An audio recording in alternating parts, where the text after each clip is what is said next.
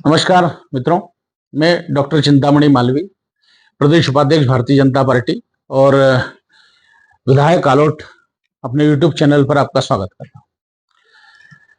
बंधुओं, 3 राज्यों के चुनाव संपन्न होने को है और चुनाव के अंतिम दौर में हरियाणा में राहुल गांधी जी चुनाव में कूदे, खूब सुर्खियां बटोरी, उनके भाषण बड़े चर्चित रहे।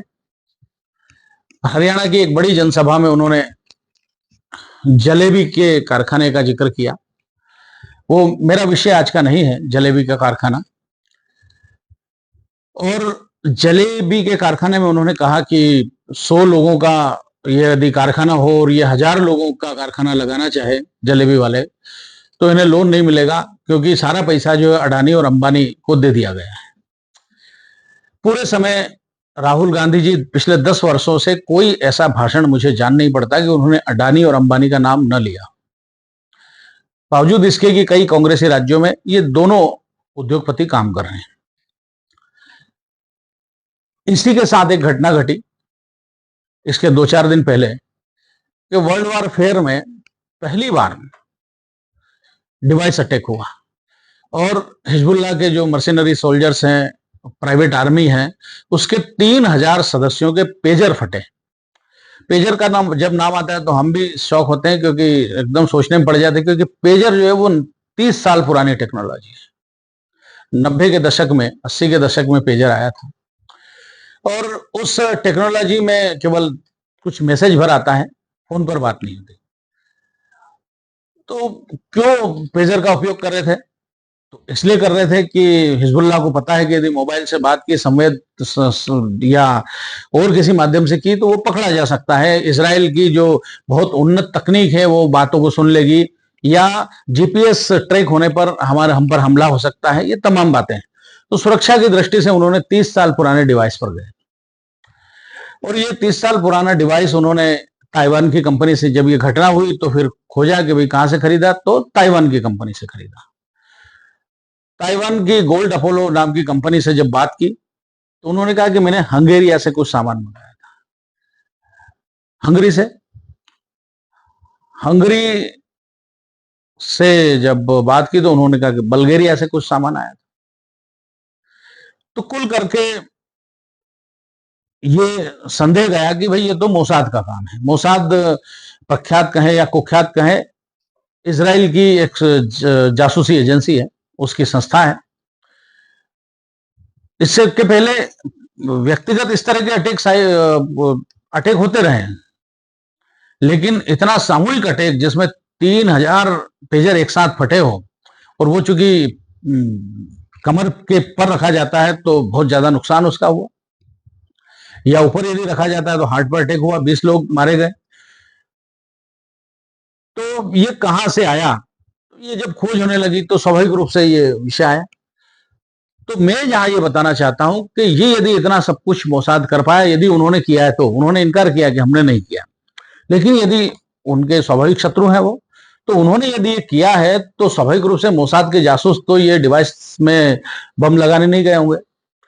ये बम निश्चित रूप से इसी तरह के उद्योगपतियों में, उद्योगों के माध्यम से या किसी कंपनी के माध्यम से लगा होगा। तो कभी ये जो पूरे विश्व में यहूदियों की कंपनियां, यहूदियों के सारे संस्थान फैले हुए हैं, लेकिन किसी यहूदी ने एलन मस्क या जुकरबर्ग को गाली नहीं दी। कोई कोई यहूदी इनको गालियां देता हुआ नहीं दिया। जितने भी उद्योगपति हैं, सारे बड़े बड़े उद्योगपति तो सब यहूदी है, जिनके पास बड़ा पैसा है। जॉर्ज सोरोस भी, जो हिंदुस्तान के खिलाफ काम करते हैं, वो भी यहूदी है, जो पैसा देते हैं अरबों में। तो कुल करके कोई देश और कोई कौम अपने उद्योगपतियों को गाली नहीं देती, लेकिन राहुल गांधी जी अब ये समाजवाद से प्रभावित भी नहीं, क्योंकि समाजवाद से उनका कोई लेना देना नहीं। समाजवाद जरूर एक ऐसी विचारधारा थी जो सरमायादारों को गाली देकर के, जो गरीब लोग हैं स्वाभाविक रूप से जिनकी बड़ी संख्या रहती है, तो उनको अपने साथ लेने का काम करता था कि सारा पैसा इनके पास है इसलिए हम गरीब हैं। जबकि होता उल्टा है कि पैसा पैदा करने की जो प्रतिभा है, जो सामर्थ्य है, वो जिन लोगों के पास है, वही संपन्नता बाकी लोगों को भी दे पाते हैं। तो दोनों बातों को जोड़ के ध्यान में आता है कि ये हमारे देश में अनोखी घटना है कि हमारे उद्योगपतियों को गाली देने का काम किया जाता है, उनको अपमानित करने का काम किया जाता है। जबकि जैसे जितना भी, जैसे अमेरिका की जितने हथियारों की उन्नत टेक्नोलॉजी है, वो अमेरिका खुद सरकार नहीं बनाती, वो इस तरह की कंपनियां बनाती। उन्होंने इस तरह की कंपनियां सालों से डेवलप की है। जैसे हम राफेल खरीदे हमने 36, तो राफेल फ्रांस ने नहीं बनाए, वहां की एक कंपनी ने बनाए। आप विरोधाभास देखिए कि वहां की कंपनी से हम राफेल खरीद रहे हैं 59,000 में, 59,000 करोड़ में, और 59,000 में जब हम खरीदते हैं तो राहुल गांधी जी ने खूब चौकीदार चोर है का विषय लगाया। अब राफेल जब खरीदा तो एक ऑफसेट करके उसमें समझौता किया कि भाई हम 49,000 करोड़ आपको पूरा नहीं देंगे, हम आप हमसे 25,000 करोड़ का सामान हमसे लीजिए। तो वो जो सामान है स्वाभाविक रूप से हमारा कोई किसी परचून की दुकान पे या किसी गांव के कारखाने या कहीं भी कोई छोटे मोटे कारखाने या किसी कस्बे में या किसी नगर के उसमें तो नहीं बनेगा। स्वाभाविक रूप से उसका लिए बड़ा पैसा चाहिए, तो अंबानी को साथ लेकर के गए। राहुल गांधी जी ने बहुत विषय उठाया कि क्यों अंबानी को साथ लेकर के गए, अंबानी का, जबकि 25,000 करोड़ रुपया हमको न देना पड़े और देश का सामान वो लें, इसके लिए लेकर के गए, लेकिन गाली देने का काम किया। बोफोर्स की तोप में दलाली के बड़े आरोप राजीव गांधी जी पर लगे, वो 86 में खरीदी गई थी, 86 में। और उसके बाद कोई तोप 2014 तक, यानी कहिए 30-40 साल तक कोई तोप हमारे देश में नहीं थी। वो पुरानी पड़ चुकी तोप से ही हमने जो युद्ध लड़ा कारगिल का। तो कुल करके जब जैसे ही नरेंद्र मोदी जी आए, उन्होंने टाटा को बुलाया और उनसे बात की, जमशेद ये टाटा से, और जमशेद जी तो उनके फाउंडर हैं, तो टाटा से बात की और उनसे कहा कि आपको तोप बनाना है। टाटा ने कहा कि भाई हमें तोप बनाने का अनुभव नहीं है। तो माननीय प्रधानमंत्री जी ने कहा, सरकार ने कहा कि भाई लोहे का आपका 100 साल पुराना काम है, आप बना सकते हो। और हम देखते हैं कि टाटा ने जो तोप बनाई, 2 तोप बनाई, एक धनुष एक पिनाक, वो वर्ल्ड लेवल की तोप है, वर्ल्ड लेवल की इतनी अच्छी तोप उन्होंने बनाई है।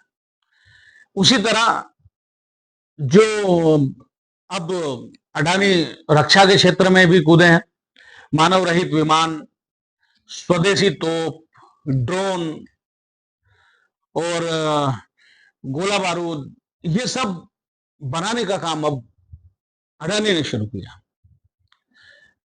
अभी कानपुर में 3,000 करोड़ रुपए की एक कंपनी लगाई जो गोला बारूद बनाई है। गोला बारूद हम जानते हैं कि बाहर से, अब जब युद्ध होता था तो हम हमेशा बाहर से खरीदते थे, क्योंकि हमारे पास गोला बारूद की कोई कंपनी, कोई फैक्ट्री नहीं थी। तो जब युद्ध होता था तो उस समय महंगा हो जाता था, वो महंगा कर देते थे, हमें बड़ी कीमतों पर वो खरीदना पड़ता था। गोला बारूद जो लंबे समय तक नहीं रह सकता, उसकी क्षमता कम हो जाती है, वो गीला हो जाता है, खराब हो जाता है, जैसा भी है, अपने देश में बनना चाहिए। तो इसकी फैक्ट्री लगाने का काम किया। आज गोला बारूद 50 तरह का हमारे देश में बनता है। राहुल गांधी जी को इन सब चीजों से कोई लेना देना नहीं है कि हमें स्वदेशी तोपे बनानी है, ड्रोन बनाना है। अडानी ने डिफेंस एंड एरोस्पेस एक कंपनी बनाई। अभी तक हमारे पास केवल एक कंपनी थी, HAL, हिंदुस्तान एरोस्पेस लिमिटेड, इसके सिवा कुछ नहीं थी। अब हिंदुस्तान एरोस्पेस तेजस बना रहा है, वो बिजी है, नहीं पूरी खपत दे पा रहा है, तो उस पर राफेल का काम देना। तो कुल करके जो मेरा लब्बो लुआब है, जो मेरी बात का सार है, वो ये है कि उद्योगपतियों को गाली देना या उद्योगपतियों को अपमानित करना या उन्हें ऐसा उनसे नफरत करना, ये किसी भी सभ्य समाज की निशानी नहीं है। क्योंकि दुनिया को जोड़ने का काम सेनापतियों ने नहीं किया, राजाओं ने नहीं किया, ये व्यापारियों ने किया। व्यापारी पहले गया, तब सेनाएं गई। सभ्यताओं को जोड़ने का काम व्यापारियों ने किया, संस्कृतियों को जोड़ने का काम व्यापारियों ने किया। और जो देश जितना अच्छा व्यापारी था, वो उतना अच्छा संपन्न था। और भारत का व्यापार तो पूरे विश्व में फैला हुआ था। सिल्क रूट भारत होकर के गुजरता था। हमारे शास्त्रों में भी बार बार, चाहे हम चाणक्य को पढ़ें या और इस तरह के जो नीति ग्रंथ है उनको पढ़ें, तो हम देखेंगे कि वहां हमारे जो व्यापारी है, जो उद्यमी है, उनके सम्मान की बात की गई, उनको सुरक्षा की बात की गई, उनको आगे बढ़ाने के लिए। जब भी इवन सरकारों को भी जरूरत पड़ी तो सेठों से पैसा लिया है सरकारों ने।